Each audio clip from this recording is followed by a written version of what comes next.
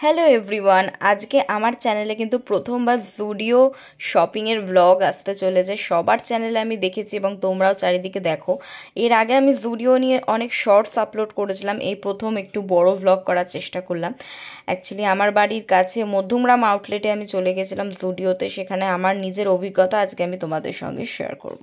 তো চলো পুরো ব্লগটা শেষ পর্যন্ত দেখো। এখানে প্রথমেই ছিল কিছু ওয়ান পিসগুলোর প্রাইস কিন্তু অনেকটাই বলতে পারো মানে বেশি লেগেছে আমার। এছাড়া এই টপটা দেখছো 599-এ। আমার প্রাইসগুলো এখন মনে হলো কিছুদিনের গ্যাপে একটু বেশি যেন হয়ে গেছে সব কিছু। আর জুডিওর যেটা আমি মেন লক্ষ্য করলাম, এখানে কিন্তু সব থেকে ভালো কালেকশন হলো ওয়ান পিস কিংবা ম্যাক্সি ড্রেস এইগুলোর। এছাড়া কিছু কুর্তি ছিল রেগুলার ওয়্যারে, সেগুলো আমার মোটামুটি লেগেছে। তোমরা যদি চাও কসমেটিক্স এখান থেকে কিনতে পারো, যেগুলো মোটামুটি ভালো। আর এছাড়া কিছু রেগুলার ওয়্যারের জিনিস আছে। এই টপটা স্পেশালি আমার ভীষণ ভালো লেগেছে, আমার হোয়াইট জিনিস খুবই ভালো লাগে, এটার প্রাইসটাও আমার বেশি লেগেছে। তো কিছু জামা কাপড় নিয়েছিলাম। ট্রায়াল রুমে এত ভিড় ছিল, মানে কি বলবো, জুডিওতে অলওয়েজ ভিড় থাকে।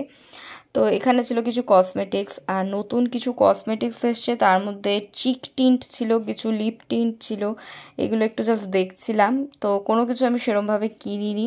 একটাই কসমেটিক্সের মধ্যে আমি রিমুভার নিয়েছিলাম, নেল পলিশ রিমুভার, এগুলোই আমার ভালো লেগেছে। এছাড়া কিছু নিউ লাইনার এগুলো এসেছিলো। তো জুডিওয়ে কিছু সেরকম পেলাম না বলে পাশে ছিল ইউস্টার, যেটা নতুন ওপেন হয়েছে। আমার তো মনে হচ্ছে এরা ভাই বোন, একই রকম কোয়ালিটি সব কিছু, জামা কাপড়ের ইভেন প্রাইসগুলোও প্রায় একই রকম লেগেছিলো।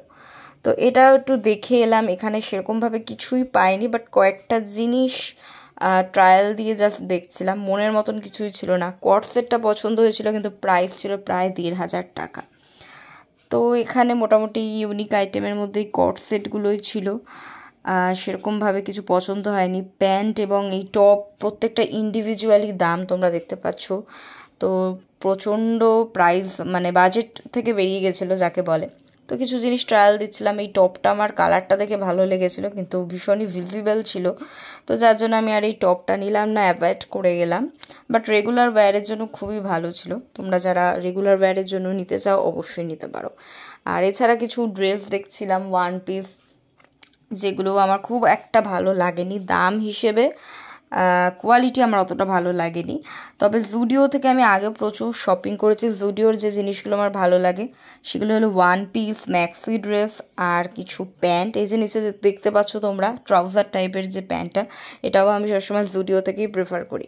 এছাড়া ইউস্টারে এখানে কিছু স্কার্ফ ছিল, নতুন নতুন ব্যাগ, কিছু ক্লাচার এগুলো ছিল। এছাড়া টোট ব্যাগ ছিল কিছু কিউট, কিন্তু প্রত্যেকটারই প্রাইস আমার মনে হচ্ছে অতিরিক্ত। থেকে রেগুলার দোকান থেকে কিনলেই বা অনলাইন থেকে কিনলেও কিন্তু আমাদের বাজেটের মধ্যে চলে আসে। তো এই ছিল আমার পুরো অভিজ্ঞতা। তো লাস্টে আমি এই দু জায়গার কোনো জায়গা থেকে কিছু কিনিনি, আমি আর আমার ফ্রেন্ড মিলে বাজার কলকাতা থেকে শপিং করেছি। তো এই হলো আমাদের পুরো অভিজ্ঞতা, মধ্যমগ্রাম স্টার মলে গিয়ে লাস্টে বাজার কলকাতা থেকে শপিং করে ফিরেছি। সো আমি এখন বাড়িতে এসে গেছি, অনেকটা রাত হয়ে গেছে। অ্যাকচুয়ালি দুটো মল ঘুরেছি, বাট মনের মতো কিছুই পাইনি। জুডিওয়ে বিষয়টা কি হয়েছে, প্রচণ্ড দাম বেড়ে গেছে জিনিসের, এবং কালেকশানটাও আমি দেখলাম অনেক কম।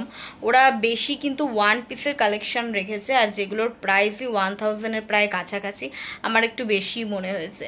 তো যাই হোক, লাস্টে আমি বাজার কলকাতা থেকে শপিং করেছি। কি কি শপিং করেছি সেগুলো আমি তোমাদের সঙ্গে পরে একটা শর্টসে শেয়ার করব। এখন অনেকটা রাত হয়ে গেছে, বুঝতেই পারছো।